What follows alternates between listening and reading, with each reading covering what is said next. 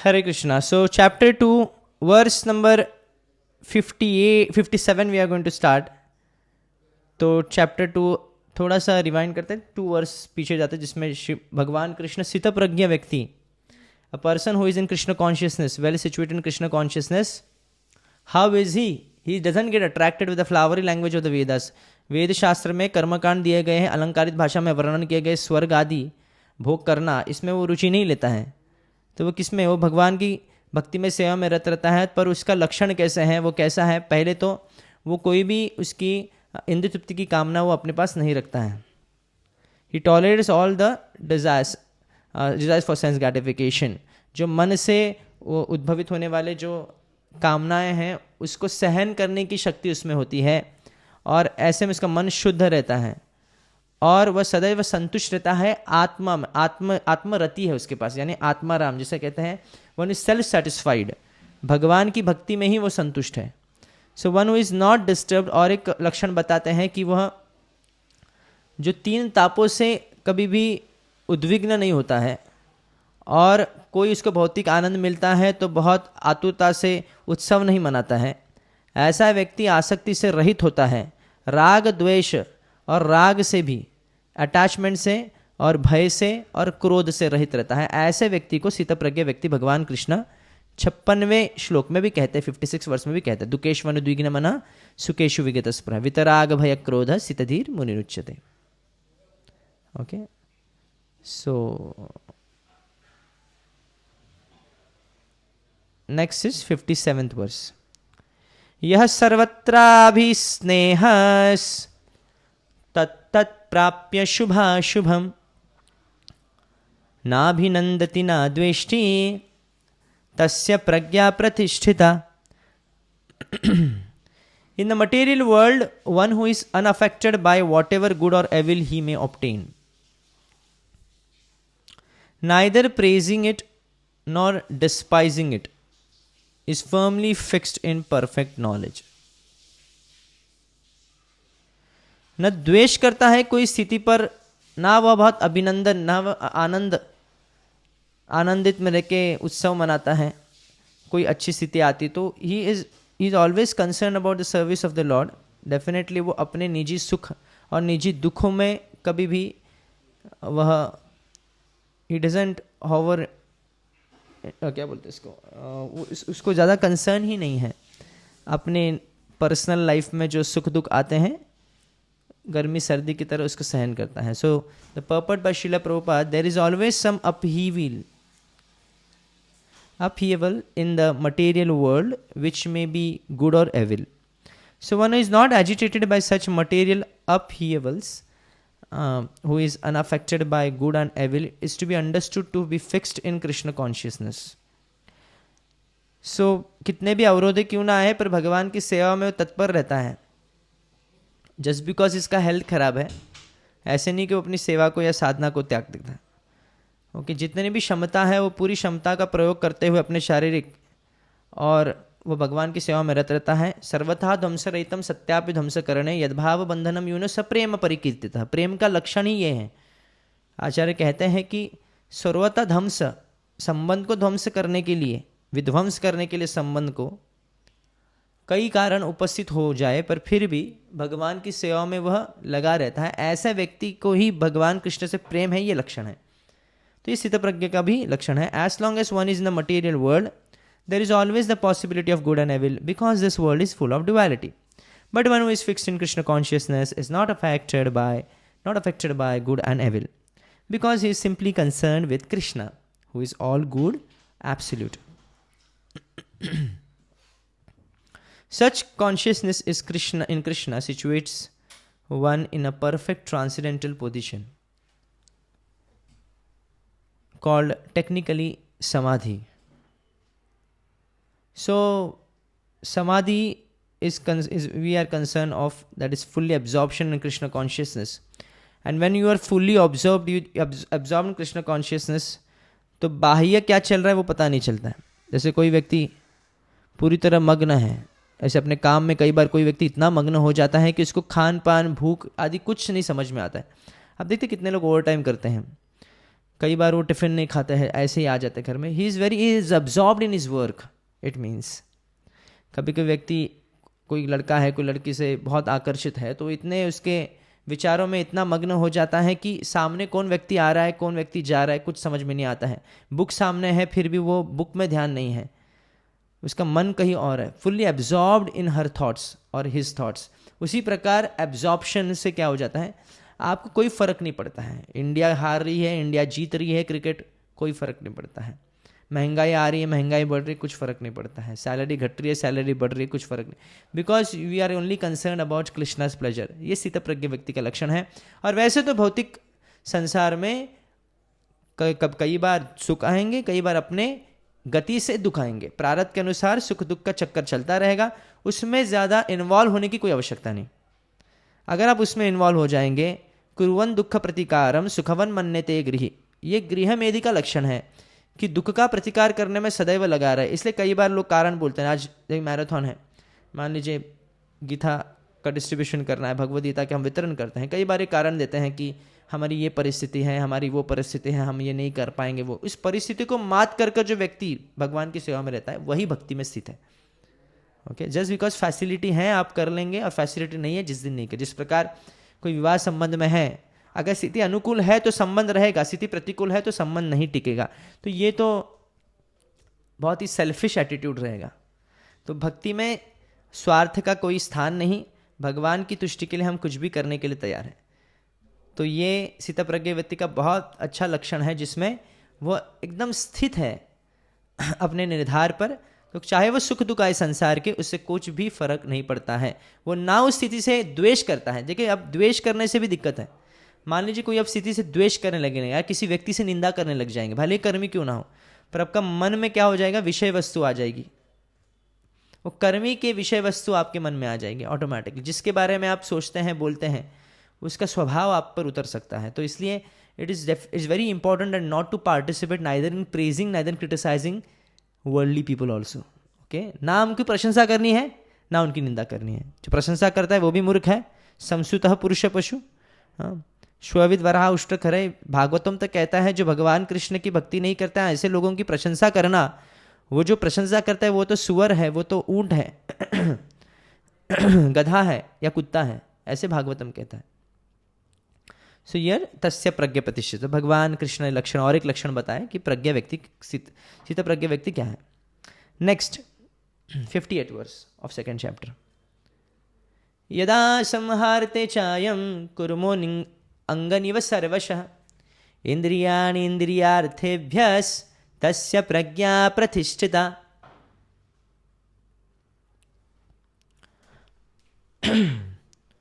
So one who is able to withdraw his senses from sense objects.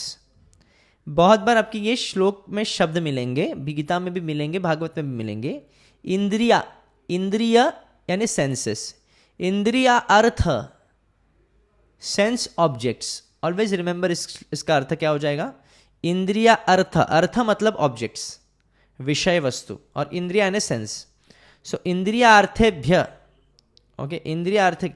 So one who is able to withdraw his senses from sense objects, as the tortoise draws its limbs within the shell, is firmly fixed in perfect consciousness. तो ऐसे नहीं कि मन विचलित नहीं हो सकता, ऐसे नहीं कि विषय वस्तु जब सामने उपस्थित हो गए तो व्यक्ति भटकेगा नहीं. मन उसका मन तो भटकेगा, पर वो क्या करता है पहले, what first tactic he uses that, अपने इंद्रियों को विषय वस्तु से विड्रॉ कर लेता है, सतर्क हो जाता है. जिस प्रकार जो कछुआ है, जैसे ही उसको भय लगता है कि उसको धोखा लगता है, अगर मेरे जान के लिए, मेरे जीवन के लिए कुछ खतरा है, तो फिर वो क्या करता है, अपने जो इंद्रियों को, अपने पैरों को, हाथों को वो अंदर समेट लेता है, जो उसका शेल है उसके अंदर. उसी प्रकार जो योगी है, उसे भी इंद्रिय तृप्ति के जब परिस्थिति निर्माण हो जाते हैं, जैसे मान लीजिए कोई ब्रह्मचारी है, अगर कोई सो कॉल्ड सुंदर स्त्री उसको आकर्षित लगने लगती है, तो फिर वो पहला चीज़ क्या करेगा, he will try to withdraw the senses of sense objects. वो देखेगा नहीं, पहला यही होता है. आप हो ही नहीं, क्योंकि बिना Narayan, only Narayan has the capacity to lust can not attack Narayan. Narayan Rishi के अलावा सभी इस देहधारी जीव को काम प्रभावित कर सकता है. क्रोध, लोभ, मोह, ये सब जो है इससे हमको बचने के लिए पहला चीज़, जैसे मान लीजिए कोई व्यक्ति शॉपिंग करने में बहुत अटैचमेंट है, कोई माता को शॉपिंग करने में जाना है, तो शॉपिंग करने पर ज़्यादा ज़रूरत से आवश्यकता चीज़ें नहीं खरीदनी है, पर फिर भी जब विंडो शॉपिंग करने जाते तो आकर्षित हो जाते कि नहीं ये लेना है वो लेना है. तो पहला चीज़ क्या करना है, इंद्रियों को नहीं चलाना है आपको, इंद्रियों को बंद करना है पहले, उसको समेट लेना पहले. योर माइंड में भी getting disturb going here and there, no issue. Mind का वो स्वभाव है कि मन ये करेक्ट. पहले तो आपको जानना चाहिए कि हम मन नहीं है. अगर मन अशुद्ध है इसका मतलब नहीं कि हम अशुद्ध है. मन अशुद्ध है ना, तो मन की बात नहीं सुननी. तो मन भले ही की तरफ भागे, नो इशू, उससे कुछ लेना देना नहीं. So the test of a yogi, devotee or self realized, in this purport Prabhupada is writing, the test of a yogi, devotee or self realized soul is that he is able to control the senses according to his plan. Okay, मतलब इसके नियंत्रण में है.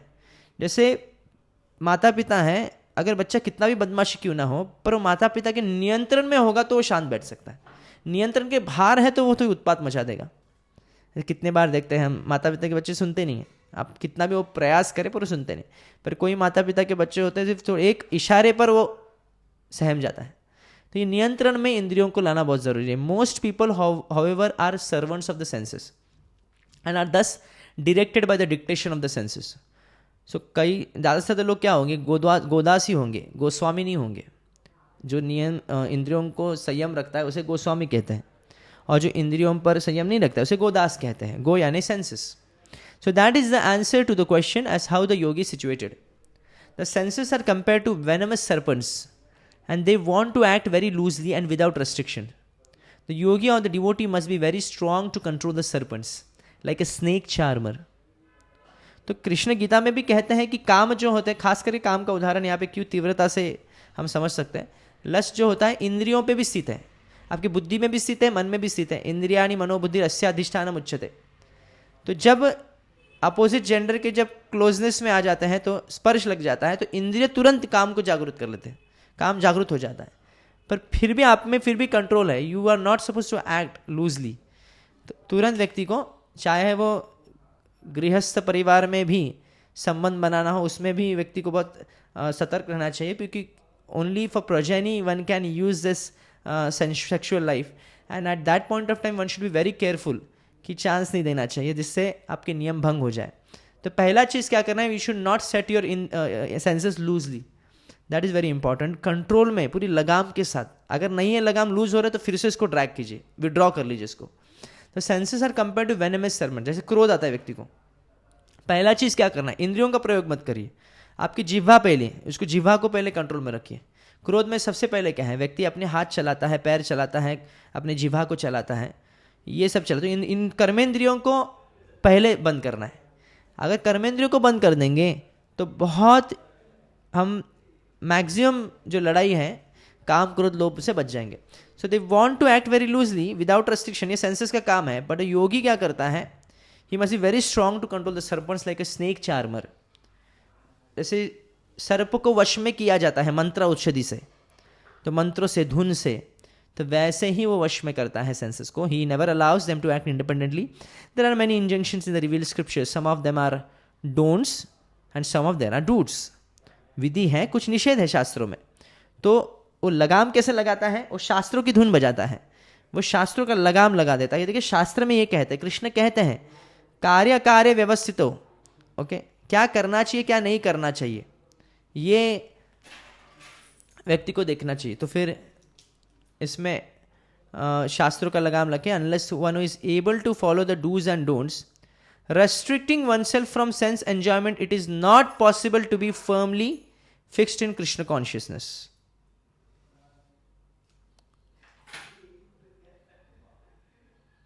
Okay, so there are many injunctions in the revealed scriptures.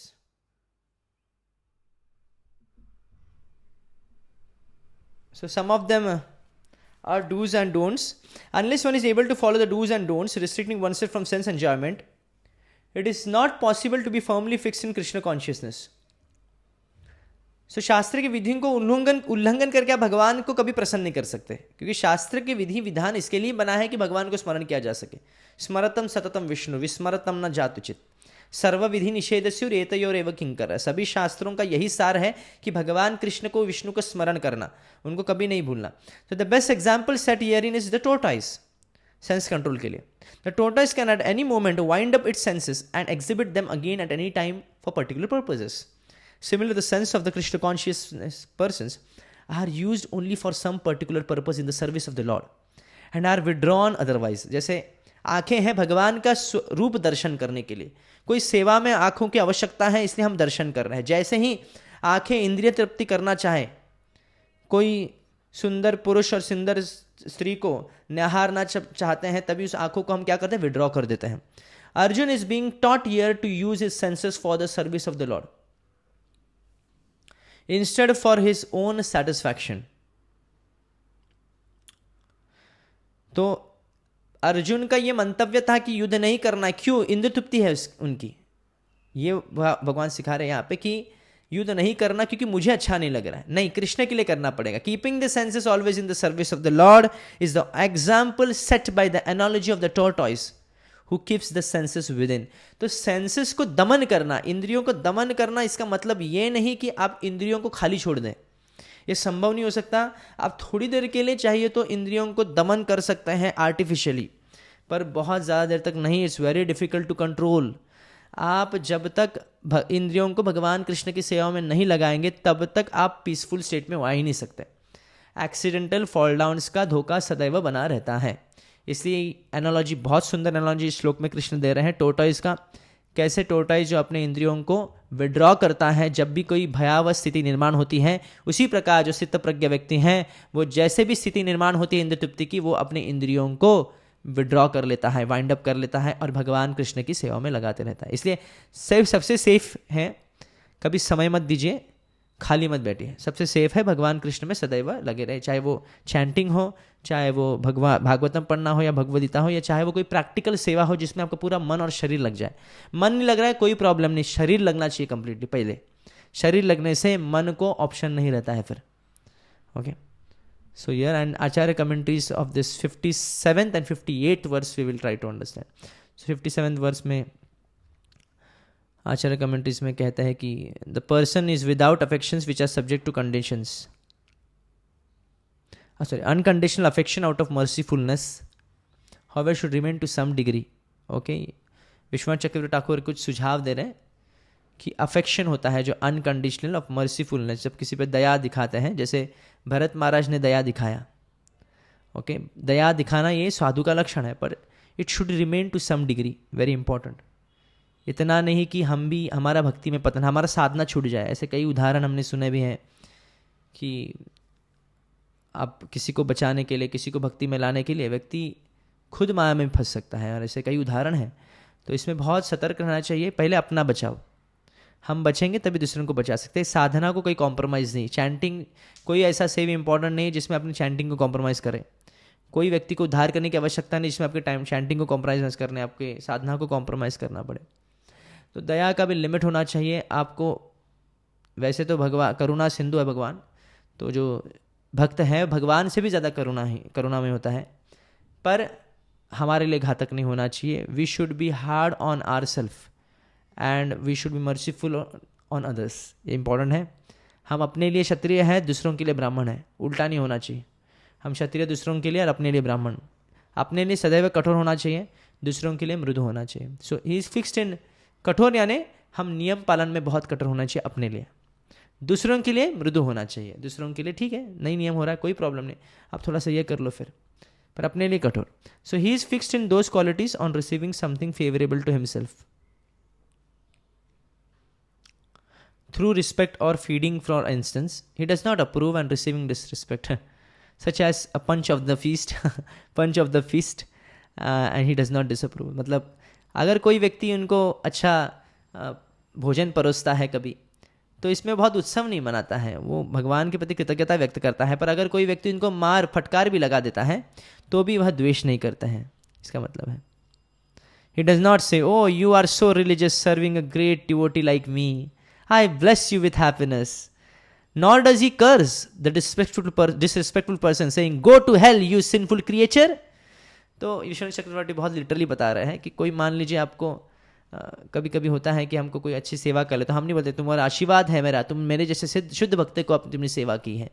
और कोई व्यक्ति हमें गाली दे तो कहते तुम साधु को सम्मान देना नहीं चाहता, तुमको मैं श्राप दूंगा।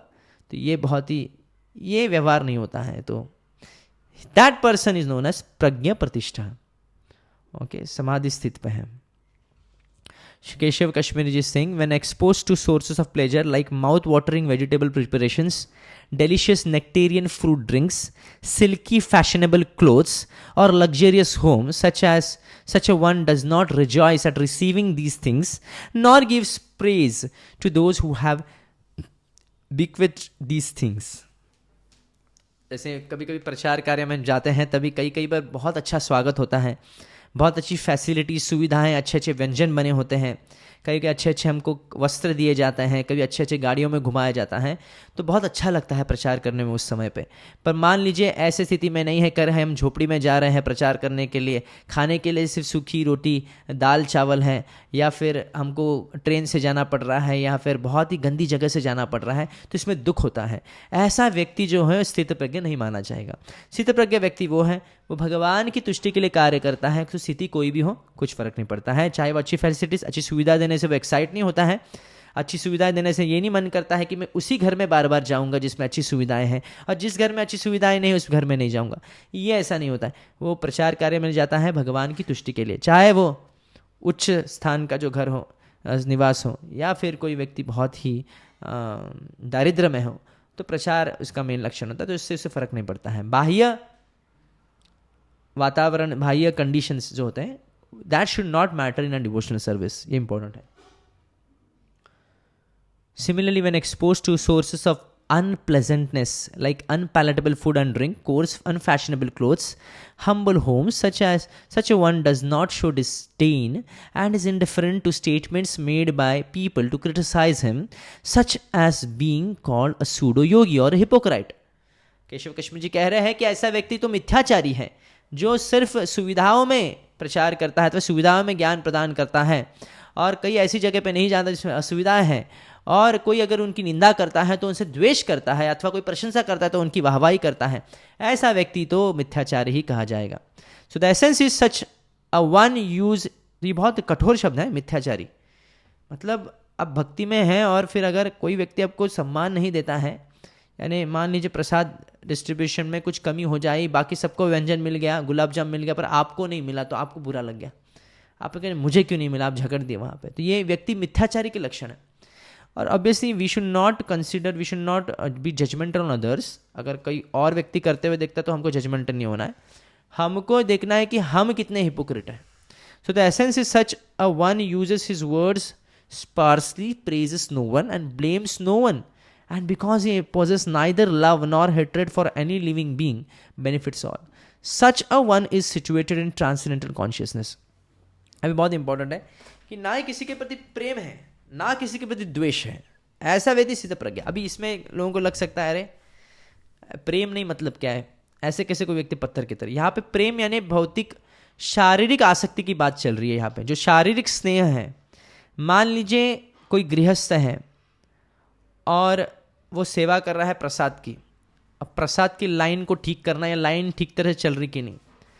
अभी 1 किलोमीटर लाइन चल रही है और उस प्रसाद डिस्ट्रीब्यूशन में आप देखेंगे उसकी पत्नी 1 किलोमीटर दूर है प्रसाद लाइन में, और बाकी सभी माताएं भी हैं, या उसकी माँ हो वो 1 किलोमीटर दूर है, बच्चे हैं या 1 किलोमीटर, तो उसका मन क्या बनेगा कि कैसे मैं अपनी वाइफ को, अपनी माँ को कैसे मैं लाइन में के आगे ले लूँ। अभी ये क्या है, इसे कहते हैं ममता। ये शारीरिक ममता है। ये शारीरिक ममता स्थित प्रज्ञा में नहीं होती है। स्थित प्रज्ञा सब पर उतना ही अगर प्रेम करेंगे तो सब पर प्रेम करेंगे, फिर सबको वही स्थान देंगे। ऐसे नहीं कि कोई मेरे शारीरिक संबंध में जुड़ा इसलिए मैं पहला उसको प्रायोरिटी दूंगा, नहीं, वो ऐसे। तो ये पथ बहुत, इसलिए गृहस्थ व्यक्ति के लिए बहुत ही जटिल है, इतना आसान नहीं है। खास करके अभी ब्रह्मचारी के लिए या फिर सन्यासी के लिए, सन्यासी के लिए आसक्ति हो सकती है, शारीरिक आसक्ति तोड़ना इतना आसान नहीं होता है। आसक्ति होगी, माँ के प्रति आसक्ति हो सकती है, और अपने बहन के प्रति हो सकती है। एक गृहस्थ के, एक सन्यासी अथवा ब्रह्मचारी के लिए कुछ सीमित मात्रा में हो सकती है, वो एक लेवल के ऊपर नहीं जाएगी। बट जब कोई व्यक्ति गृहस्थ बनता है तो आसक्तियों का मल्टीप्लिकेशन होता है वहाँ पे, और बहुत तीव्रता भी बढ़ जाती है उसमें। जब छोटी बच्ची रहती है, छोटा बच्चा रहता है, उस पर जो स्नेह है उसको आप नहीं छूट नहीं सकते उससे। तो कोई और के बच्चे के प्रति स्नेह नहीं होता है उतना। तो इसे कहते हैं डुअलिटी, ये द्वंद्व है। ये द्वंद्व में जो रहने वाला व्यक्ति है वो कभी स्थित प्रज्ञ नहीं हो सकता। तो इसलिए यह सर्वत्र भी स्नेह तत्त प्राप्य शुभाशुभम ना अभिनंदती ना द्वेष्टि। शुभ प्राप्त हो अशुभ प्राप्त हो, ना आनंद होता है ना द्वेष करता है। तो इसलिए बहुत डिपेंड करता है। इसलिए कई बार भक्तों में देखा जाता है, अरे मेरे बच्चे को ऐसा क्यों बोला, या मेरी वाइफ को ऐसा क्यों बोला, वाइफ बोलते मेरे हस्बैंड को क्यों। तो ये भक्तों में भी अगर स्थिति है तो भक्त उन्नत भक्त नहीं है, भक्ति नहीं है वो। इसलिए स्थित प्रज्ञा व्यक्ति, ये बहुत ही इंपॉर्टेंट है ये लक्षण होना भक्त में, कि अहम निज परवर्ती गणना लघु चेतना, ये मेरा है, ये उसका, ये चेतना ही लघु चेतना मानी जाती है, वो स्थित प्रज्ञा का लक्षण नहीं है। इसलिए केशव कश्मीरी जी बहुत ही सटीक शब्द यूज करते, कहते हैं मिथ्याचारी। बहुत इंपॉर्टेंट है, हमको मिथ्याचारी भक्त नहीं बनना है। ना किसी को द्वेष, ना किसी से अत्यासन्न नहीं होना है किसी से। तो प्रेम है, प्रेम इस भाव से है कि भगवान कृष्ण के सभी सेवक हैं। जो भगवान की भक्ति नहीं करते तो वो प्रेम वैसा नहीं रहेगा। ओके, एक प्रचारक के लिए बहुत ध्यान देना चाहिए कि वह भरत महाराज के उदाहरण को ध्यान में रखते हुए प्रेम अफेक्शन दिखाना है जिस पर हम प्रचार करते हैं, पर इतना नहीं कि हम उसको ना नहीं कह सके अगर वो गलत पथ पे जाए, या हम गलत पथ पे चले जाए उसकी वजह से। चलो ना मूवी देखने जाते, क्या होता है, तो हम उनको प्रीचिंग करने के लिए मूवी देखने, या हमारे कुछ स्कूल फ्रेंड्स है या कॉलेज फ्रेंड्स है, चलो उनको प्रीचिंग करने के लिए हम उनकी तरह उनके टाइम के अनुसार ढलेंगे, ये ठीक नहीं है। इसमें हमारा पतन हो सकता है। Okay, so the next verse 57th verse 58th verse में भी किम आसित, हाउ डज ही सिट, तो that's it. So Vishwanath Chakravarti Thakur Keshav Kashmir ji का ये पर्पस है। तो हम लोग 57 58 वर्स, जिसमें 58 में कैसे व्यक्ति अपनी इंद्रियों को कंट्रोल में रखता है। ओके, किम आसित के एक्चुअली ये उत्तर है जो अर्जुन पूछते हैं, कैसे बैठता है, कैसे चलता है। तो इसमें इंद्रियों को कैसे संयम रखता है, ये स्थित प्रज्ञा का लक्षण बता रहे हैं। Next verse, if you have any question you can raise your hands first. 2.59 we will on.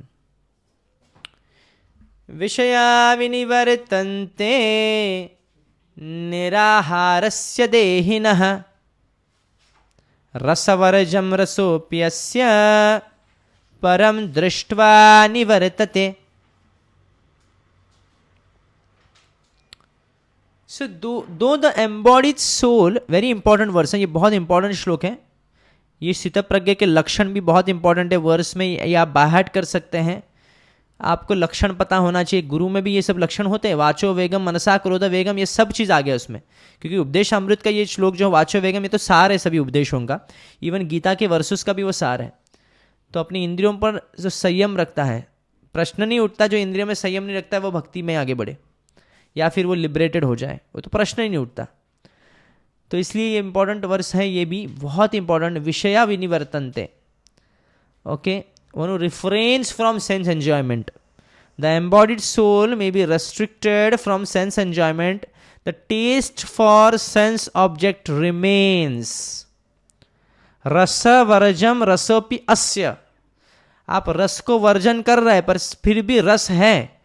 Test को आप आर्टिफिशियली कंट्रोल करने का प्रयास करें, फिर भी टेस्ट तो मन में है ना।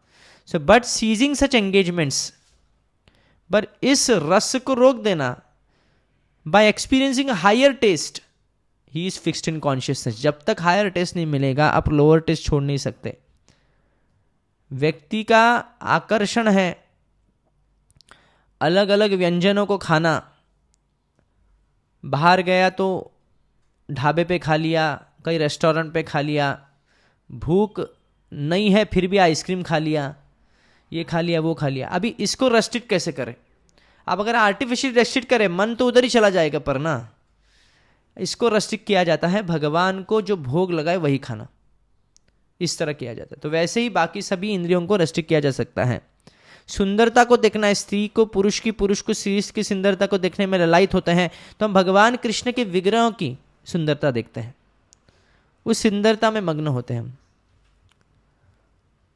सो here it is, unless one is transcendental, like और एक एग्जांपल, जैसे कोई माँ का प्रेम अपने बच्चे प्रति बहुत तीव्र है, तो कैसे कहते हैं, उस बच्चे को भगवान की सेवा में लगा के, अथवा भगवान कृष्ण को भी अपने बालक के रूप में पूछकर, इससे भी उसके इंद्रियां संयमित हो जाएंगे। So unless one is, your purport Shrila Prabhupada is saying that unless one is transcendentally situated,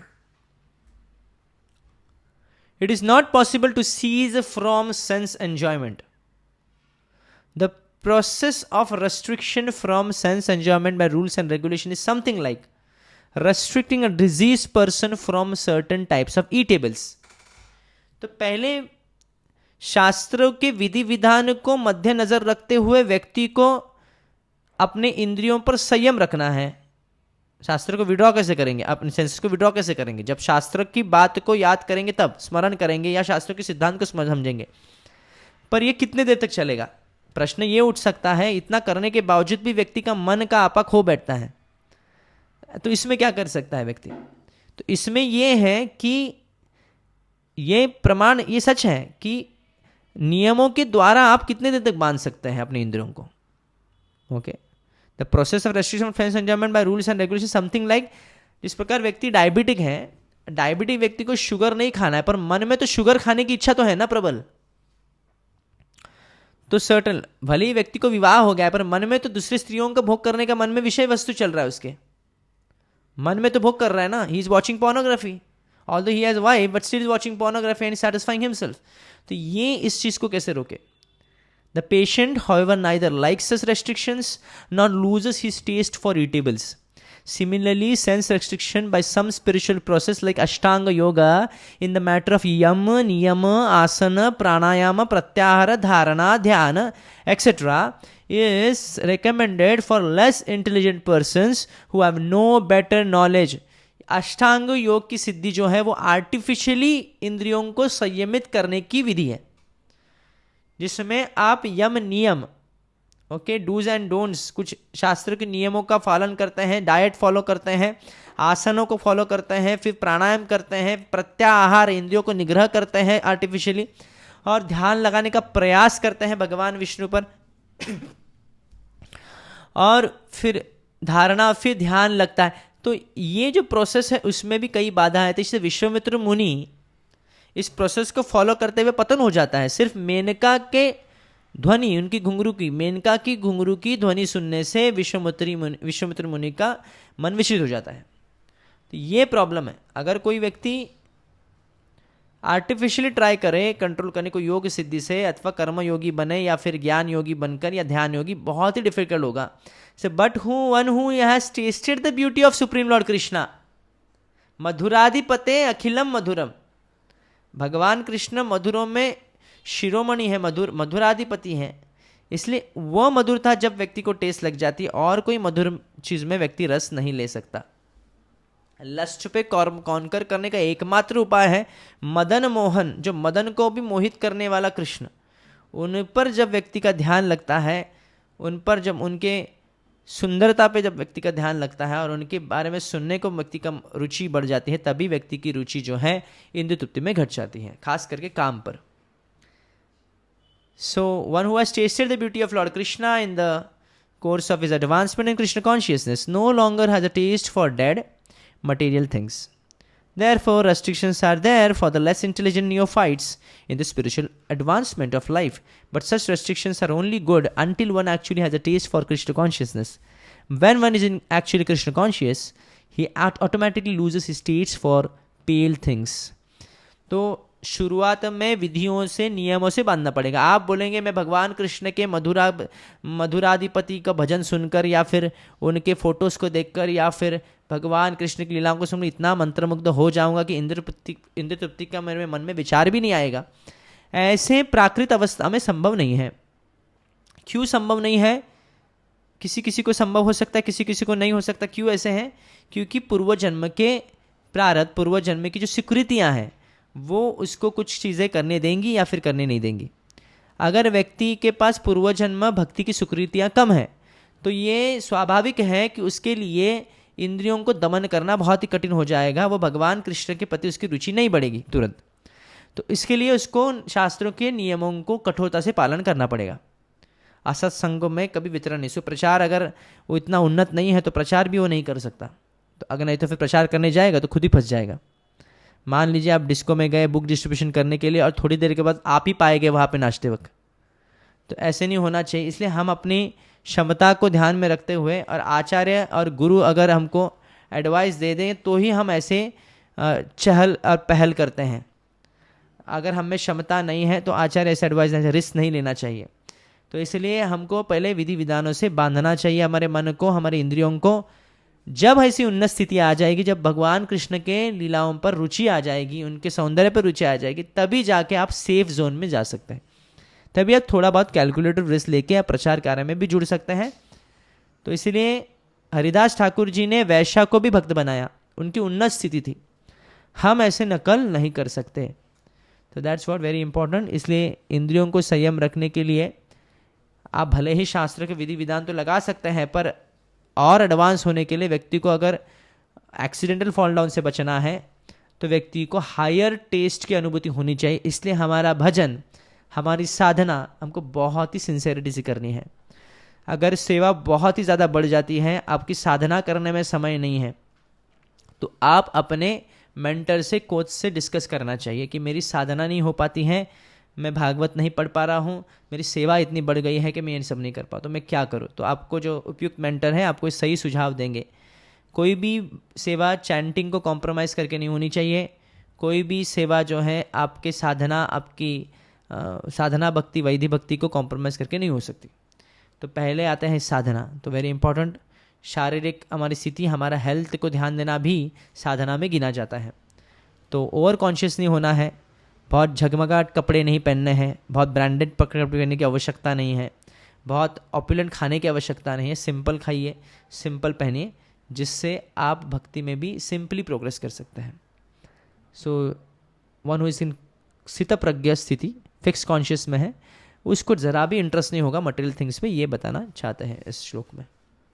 तो क्योंकि उसको हायर टेस्ट मिल जाता है, ये स्थित प्रज्ञ व्यक्ति का लक्षण है। इससे he can constantly progress, he can progress in long term, progress उसका हो सकता है भक्ति में। ऐसे नहीं, लंबी रेस का घोड़ा अगर किसी को बनना है तो व्यक्ति को आनंद भक्ति में मिलना ही चाहिए। अगर भक्ति में आनंद नहीं है तो have a discuss with your mentor, कोई सीनियर डिवोटीज का डिस्कस कीजिए कि क्यों ऐसे हो रहा है, मैं भक्ति इतना प्रयास करूं पर आनंद क्यों नहीं आ रहा है भक्ति में, क्यों मैं अभी तक मैं आनंद नहीं ले पा रहा हूँ सेवा में अथवा चैंटिंग में। चैंटिंग बर्डन लगता है, भागवत पढ़ना बर्डन लगता है, जैसे क्यों। तो इसमें आनंद नहीं आना है तो बहुत गंभीर विषय है, उस पर विचार विनिमय करना चाहिए। 59th verse. So here it is said, Vishwanath Chakravarti Thakur ji बहुत इंपॉर्टेंट यहाँ पे पॉइंट लिख रहे हैं। Even the fool is able to stop the movement of his senses by fasting or by being under the influence of sickness. कोई पागल व्यक्ति, कोई कर्मी व्यक्ति हो, कोई पापी व्यक्ति हो, वो भी अभी इंद्रियों को संयम रख सकता है जब वह बुखार में है या फिर बीमारी स्थिति में है, आरोग्य ठीक नहीं है, तो वो भी फास्टिंग करता है। उसमें बड़ी बात क्या है।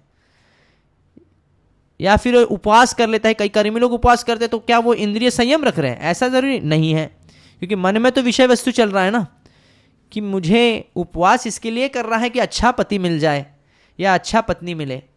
सो for one who stops eating निराहारस्य, the object of the senses disappear except for the desire for objects रसवर्जम। भले ही विषय वस्तु का भोग नहीं कर रहा है व्यक्ति, पर फिर भी मन में तो विषय के प्रति लालसा तो रिनमान रहती है। So the desire for object does not disappear. ये बहुत बड़ा प्रॉब्लम है। आप कितने भी तीर्थ स्थान में जाके आप पाप तो धुल सकते हैं, पर पाप करने की वृत्ति को धुल नहीं सकते।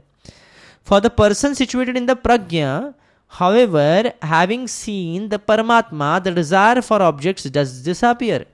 He does not deviate from his qualities. This implies that the ability to realize the soul directly is something that has to be attained through practice and not something that is naturally possible for everyone, such as ignorant person fasting. आप जानबूझकर उपवास करके इंद्रियों पर संयम नहीं ला सकते। अब जितना उपवास ज़्यादा करेंगे उतनी इंद्रिय उत्पाती बन जाएंगे आपके। मान लीजिए आप चतुर्मास कर लिए, बहुत कड़क उपवास कर लिए, पर जैसे ही चतुर्मास हो जाएगा आपकी जीभा जो है ऐसे ऐसे व्यंजनों पे जाएगी जो कभी नहीं खाई 4 महीनों में अपने आप। इसलिए सीमित तौर पर इंद्रिय तृप्ति भी होनी चाहिए, भगवान को भोग लगा के प्रसाद ग्रहण करना चाहिए, कभी कभी फीस्ट भी होना चाहिए। इस व्यक्ति से क्या हो जाएगा, व्यक्ति का जो जीवा है वो तीव्रता से इंद्रिय भोग करने की रुचि नहीं रखेगी। प्रैक्टिस से होगा, ऐसे कि नहीं एक दिन पे ये सब चीज़ होने वाला है, ये ग्रेजुअल प्रैक्टिस से होता है। कई साल लग सकते हैं, कई दिन लग सकते हैं, किसी को कई महीने लग सकते हैं, या किसी को जन्म भी लग सकता है, अपने अपने भक्ति उन्मुख सुकृति के अनुसार। इसलिए हमको भक्ति की सुकृति भी इकट्ठी करनी है, जिससे हमको भगवान कृष्ण के भक्ति में चलने में हमको बल प्राप्त हो सके। और ख़ास करके जो शुद्ध आचार्यगण हैं उनका आशीर्वाद, उनका कृपा हम पर रहेगा तो हम में वो बल मिलता है। बिना आचार्यों गुरुदेव की कृपा से व्यक्ति को इंद्रिय तृप्ति में संयम रखने को बल नहीं मिल सकता। इसलिए आचार्य उपासनाम चैव स्थैर्यम आत्मविनिग्रह, भगवद गीता में कहते हैं आचार्य उपासना से ही व्यक्ति स्थैर्यम आत्मविनिग्रह, अपने इंद्रियों पर वह निग्रह रख सकता है। ये बहुत इंपॉर्टेंट है, आचार्य उपासना करना।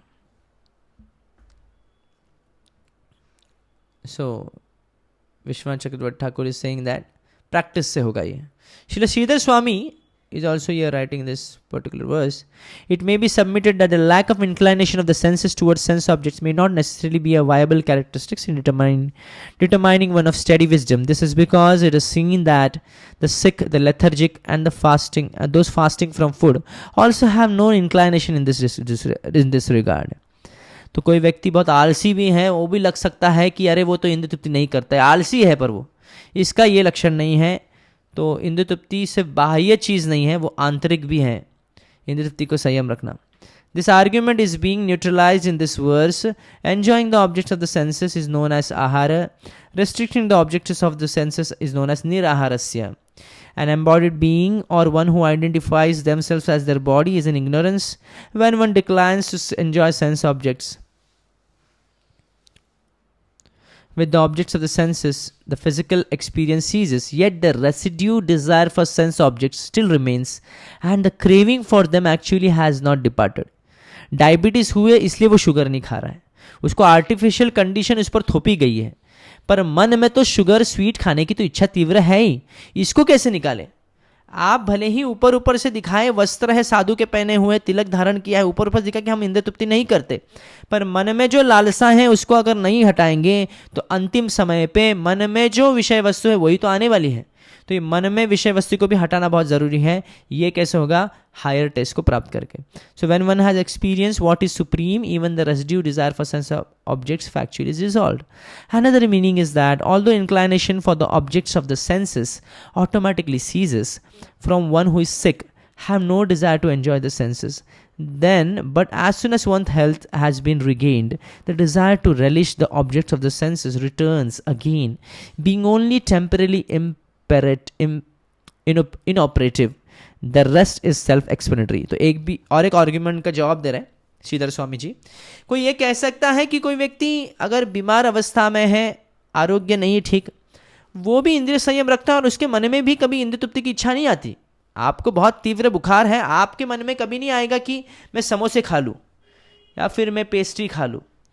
व्यक्ति की शक्ति में बहुत ही अशक्तता है उसका शरीर, और उसको कोढ़ की बीमारी हो, उसकी मन कभी नहीं करेगा कि मैं कोई स्त्री को भोगूं, कि I should enjoy sexual life. ये कभी नहीं होगा क्योंकि इंद्रियों में शक्ति नहीं है। पर जैसे ही वह पुनः उस स्थिति को, आरोग्य को प्राप्त करता है, फिर से वैसे ही इंद्रिय तृप्ति बन जाती है। जिस प्रकार a woman is undergoing a labour pain and when she is undergoing that labour pain, उसको लगता है कि बस no more sexual life now when she is experiencing labor pain. But जैसे ही बच्चे को जन्म लेने के बाद, काल बीतने के बाद, again she enjoys sexual life and again he gives birth to a child. तो ये होता है कि जब व्यक्ति की आर्टिफिशियल स्थिति निर्माण हो जाती है तो थोड़े समय के लिए हो सकता है कि इंद्रिय तृप्ति की इच्छा ना हो, पर जैसे ही व्यक्ति फिर से उस स्थिति को रिकवर कर लेता है तो फिर से इंद्रिय तृप्ति की इच्छा बढ़ जाती है. Similar with the sexual life also. At the act of sexual life, one may become detached after having enjoying sexual life, but again when the body gets strength, again he wants to enjoy more. So this is there. Srila Madhavacharya is saying that by the body abstaining from food and drink, there develops a weakness in the body against experiencing sensual objects. Fasting करने से इंद्रियों में अशक्तपना आ जाता है, अशक्त हो जाते हैं. तो इसलिए कई बार साधक कहा जाता है कि खाना ज़्यादा नहीं है, बहुत ही सिंपल खाना है, नहीं तो इंद्रियों को शक्ति मिल जाएगी ना, तो इंद्रिय फिर से उत्तेजित हो जाएंगे. इसके लिए कई साधु लोग भोजन त्याग देते हैं या भोजन कम रखते हैं. इसका ये भी कारण है, फास्टिंग करने का ये कारण है इंद्रिय तृप्ति से बचना. But our movement is Krishna conscious movement and we are mainly focusing on the service. So that time we may have to eat prasad. तो अगर सेवा हैवी भी है तो कभी कुछ ज़्यादा प्रसाद भी खाना पड़ सकता है. So but although the body desire is nullified, but the inner desire what to do? To enjoy the sense object remains. Thus the rasa or taste for enjoyment is not terminated. Lord Krishna states that this taste can only be terminated by spiritual intelligence and by the attainment of sthita pragya, transcendent meditation. In the Vedic scripture it has been stated that the wise master their senses by abstaining from feeding them. But this very verse illustrates abstinence alone is not enough, because even when abstaining attachment to them continue to grow. सिर्फ इंद्रियों को निग्रह करना पर्याप्त नहीं है कि मैं नहीं खाऊंगा, मैं फास्टिंग करूंगा, मैं ये करूँ, ये पर्याप्त नहीं है, क्योंकि मन में तो सदैव भोग करने की इच्छा रहेगी. हमको कोई चाहिए हायर टेस्ट, हमको मन को कोई रुचि देने वाला भगवान कृष्ण के चरणों में लगाना पड़ेगा. उनकी सेवा में लगाने से इंद्रिय तृप्ति की सेवा घट जाएगी. आपके जो प्लान्स हैं, आपकी जो योजनाएं हैं, आप भगवत भक्ति में अपनी मन को नहीं लगाएंगे, आप सदैव भौतिक योजनाएं बनाएंगे. आज एक फ्लैट है, कल दूसरा फ्लैट लेंगे, मेरा बच्चा आईसीसी में पढ़े और इधर पढ़े, मैं इतना इन्वेस्ट करूंगा उसके लिए, मुझे यहाँ पे वर्ल्ड टूर जाना है, मुझे वहाँ पे जाना है. पर अगर आपके मन में भगवान के लिए प्लानिंग होगा कि मुझे इतना बुक वितरण करना है, मुझे भगवान कृष्ण के लिए ऐसा ड्रेस लेना है, भगवान कृष्ण ऐसा व्यंजन बनाना है, मुझे भगवान कृष्ण के नाम का प्रचार लाखों लोगों को करना है, भले हो या ना हो, पर मन में अगर ऐसे विचार आते तो आपकी मन जो इंद्रियां जो है संयमित हो जाएंगी, आप स्थित प्रज्ञा बनने में बहुत आसानी हो जाएगी. Keshav Kashmiri Singh, worldly pleasures is no longer appealing for a person who is in Krishna consciousness. The word param in this verse denotes परमात्मा. यहाँ पे परम दृष्टवा का अर्थ है कि हायर टेस्ट, मतलब हायर सबसे कौन है, सत्यम परम धीमहि, भगवान कृष्ण. तो कृष्ण के प्रति रुचि आ जाती है व्यक्ति की, that is higher taste. Who is super soul in every living entity, the source of eternal bliss, devoid of all material attributes, and thus is the exclusive goal for everyone's meditation. This is confirmed in the Vedic scriptures with the passage, all beings exist by but an infinitesimal portion of his bliss. All beings' manifestations depend completely upon the grace of the Supreme Lord. Okay? The nature of the Supreme Lord is complete knowledge and complete supremacy. तो भगवान कृष्ण पर मन लगाना यही परम दृष्टवा निवर्त higher taste है. भगवान कृष्ण की सेवा में रुचि लाना यही हायर टेस्ट है. भगवान कृष्ण के प्रसाद में रुचि होना, जो ऑफर नहीं किया है, भले ही कितना भी अच्छा व्यंजन क्यों ना हो, वो आइसक्रीम क्यों ना हो, वो चॉकलेट क्यों ना हो, वो ये क्यों ना हो, वो उसको हम नहीं स्वीकारेंगे. यही हायर टेस्ट का मतलब है. तो this is what is advised. सिर्फ इंद्रिय निग्रह से काम नहीं बनेगा. स्थितप्रज्ञ व्यक्ति है, सिर्फ बाहर से ही इंद्रिय तृप्ति नहीं करता है, बल्कि उसके इंद्रिय भोग की मन में भी इच्छा को वो पालन नहीं करता है. सो यहाँ पे हम विराम देते हैं इन श्लोकों को, इन श्रृंखला को स्थितप्रज्ञ व्यक्ति का, और आगे और सुनेंगे भगवान कृष्ण के द्वारा. So 2.59th verse we have completed. So any question if you have, you can ask.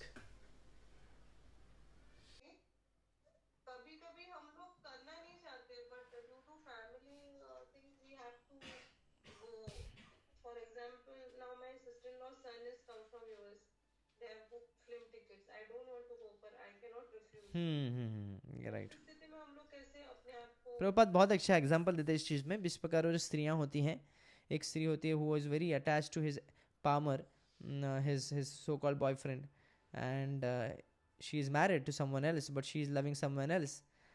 प्रेम किसी से और से है और शादी विवाह किसी और से हुआ है और उसके साथ भी चक्कर चला रही है. तो वो घर में इस तरह बिहेव करती हैं कि मानो एकदम उसका हर काम बहुत ही सटीक होता है, बहुत ही क्लीन होता है, ताकि उसके हस्बैंड को कोई शक ना हो जाए, कोई संदेह ना हो जाए. तो इस तरह वो डील करती हैं. पर उसका मेन रुचि होती है, उसकी जो आसक्ति होती है, उसके मन में जो विषय वस्तु कौन है, वो व्यक्ति है जिससे वो प्रेम करती है, जो बॉयफ्रेंड है, और सदैव उसके मन में यही रहता है कि मैं कब उनसे मिलने जाऊँ। तो ये उसके मन में यही विषय वस्तु को पालन करती है, पर बाह्य तौर पर वह अपने कर्तव्यों को भी अच्छी तरह से निभाती है। ये very crude example is given by acharyas, क्योंकि इसमें बहुत इंटेंसिटी है, इसलिए ये एग्जाम्पल दिया जाता है। उसी प्रकार हमको भी असली प्रेम कृष्ण पर है। ये obviously extra marital affair is very dangerous in this material world, बहुत बड़ा सिन माना जाता है, गो हत्या की तरह है वो। पर भक्ति में इसका उपयोग इस तरह कर सकते हैं कि हम शारीरिक जो धर्म है हमारे गृहस्थ के, वो ऐसा पालन करें कि किसी को संदेह भी ना हो, पर इस तरह संदेह ना हो, और हमारी जो मन है वो सदैव भगवान कृष्ण में रमण करें। भगवान कृष्ण को प्रार्थना इस सदैव कंटिन्यूसली करनी चाहिए, Krishna please please save us from sense gratification.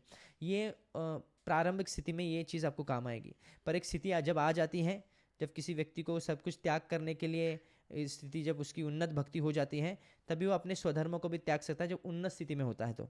त्यक्त्वा स्वधर्मम चरणाम्बुजम हरे।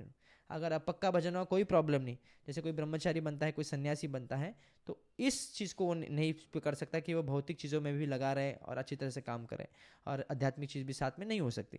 एक सन्यासी ब्रह्मचारी के लिए, जो उन्नत स्तर पर भक्त है, उसके लिए त्यक्त्वा स्वधर्मम ये ज़्यादा अच्छा होगा उसके लिए। तो हमारी स्थिति के अनुसार हमको करना है। तो ऑब्वियसली प्रारंभिक अवस्था में माताओं को यही सलाह दी जाती है कि आप अच्छी तरह से कर्तव्य को निभाएं, जिससे आपको भक्ति में बाधाएं नहीं आए। Thank you so much.